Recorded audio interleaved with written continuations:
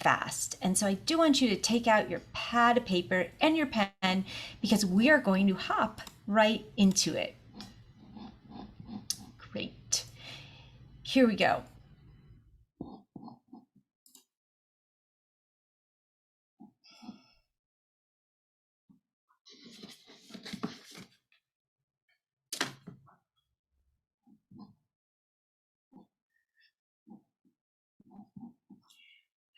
Welcome back. I am so glad you came back to join me for Module 2 of Creating Secure Passwords You Can Remember.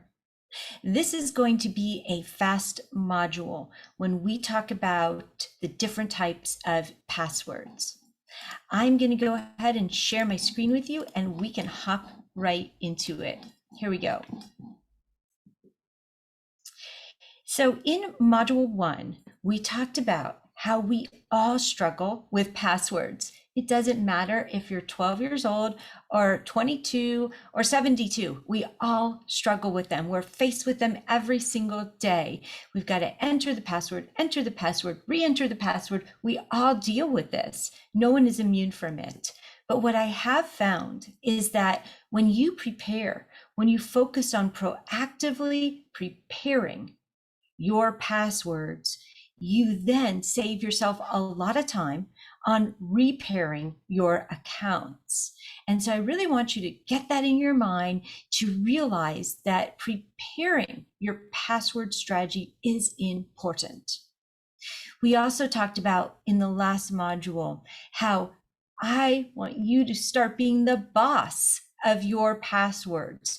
You are in control. You know your passwords by name. You've got a system. And that is truly my goal here with you today. Now, in Module 2, we're going to demystify the password and we're going to talk about different types of passwords. Now, the most basic kind is the PIN. That's usually 4 digits you enter when you log into your computer, or the passcode. And that's typically a numeric sequence in which you've programmed in order to unlock your phone. So that's the PIN and the passcode. Now, in the good old days, all we had to do was a basic 8, right? This was even before we were required to enter an uppercase and a lowercase and a number. There used to be a basic 8. And a lot of times we would repeat and reuse that same one over and over again. Well, nowadays, it's called the Better 12. And I really want you to get out of the framework of using a basic 8 and up level your passwords to a Better 12. So a Better 12 consists of an uppercase, a lowercase, a number, and a symbol. And it typically means that you've got to put 2 words together in order to make it extra long, right? And when you start using a Better 12 over the basic 8, you then expand the time it may take a hacker to crack your password exponentially. So take a look at this. Let's just say that with a basic 8 of a mixture of upper and lowercase letters, it can take a hacker 13 minutes to crack that. But with a Better 12 mixture of upper and lowercase letters, it will take someone 12 years. So that is why I really want you to up level your concept and your new plan of each password consisting of 12 characters. Now, there's also something called the 2-factor verification. And I'd like to talk about this because if you are unfamiliar with it and why it's happening, it will annoy you, right? And a lot of my clients don't know why this keeps coming up. And so I like to let you know what this is it's a good thing first. Second, what it is doing is verifying your identity on your devices. So it's verifying either something you have, like your phone or your email, something you are, like facial recognition or a fingerprint, or something you know, like a passcode, for instance. And so this is authenticating your identity in an additional way. I like it. It often is coming up on my bank account or a financial account online, and I want that extra security. So when you see this, when you see the option of opting for a multi-factor authentication or two-factor verification, I want you to lean into it because it's going to be protecting you online. Now, what happens often is the account is going to send you a code, a one-time only code that gets sent to your phone or to your email. You can determine that in your settings. If you want the code to go to your email, if you want it to go to a text message, you can determine that. Or if you'd prefer they call you on the phone because those text messages pop up and then they disappear, right?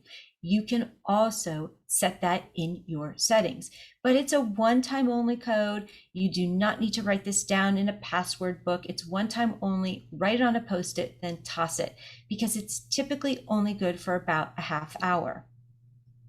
Here's another example of the two-factor authentication.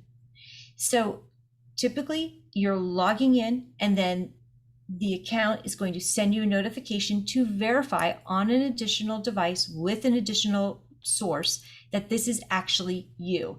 And again, I want you to lean into it. It's for your protection. Now, here are some very typical, commonly used passwords. And I was surprised when I was reading through them myself. I didn't recognize any of them, but several of my students have. And so I want you to take note that these are no longer allowed for you to use anymore because they are commonly used and hackers will start here first. Now let's talk about the characters that are most popular in passwords, because this is going to make a difference when we start creating your password creation process. I want you to look at the characters that are in red and the numbers and the letters, and then look at the ones that are in yellow. And let's see if we can select ones that are less used, which thereby makes your account more difficult to hack. Here are the most frequently used special characters in over 10 million passwords.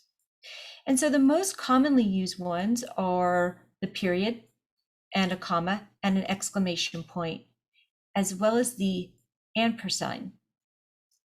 And what I want you to start considering is the ones that are less used, okay? Especially, and go ahead and jot this down because you are going to need two special characters when you start creating your Better 12. So the two that I want you to write down are two that are going to be almost always accepted on various websites. Because what I started to notice was not all of the special characters are always accepted, right? But what I've found is that these 5 are the exclamation point, the pound sign, or the hashtag, depending on how old you are, the $sign, there is a caret or a divot, and the asterisk. So out of all of those, I want you to jot down the $sign as well as the asterisk, because that's going to come into play in just a minute. Now, people ask me all the time, when should I change my passwords? And if your passwords are secure, if they are 12 characters long, if you are not reusing them elsewhere, they're fine. But you should change your passwords after a security breach, after some suspicious activity, and after discovering there may be malware on your device. Those are the times when you want to change your passwords. You know, a lot of people say, well, should I change them every 6 months like I do my toothbrush? And if you have experienced a security breach or there's been suspicious activity, for instance, yes, you do need to do that. And now I want to give you a little homework assignment for this module. Here's the first one. I want you to audit your passwords in your current method. And I want you to note any that you're reusing, any that are weak, they're in the basic 8, any that are on your most sensitive accounts. And I want you to see if there's a sequence or there's a repetitive word you're using. And go ahead and also write down those 2 characters that we mentioned. It was the, do you remember? Let me click back a couple. It was the $sign and the asterisk, okay? I want you to jot those 2 down and then meet me back in module 3. Now, I know sometimes auditing your passwords, finding them all, noting and being objective about which ones may be weak, this could be a challenge. And I've worked with hundreds of people one-on-one, helping them in this way. And if you need some extra help, I want you to reach out to me. Sign up for a private session with me. There's my phone number. There is my email address. I am here. My door is always open to you. Okay.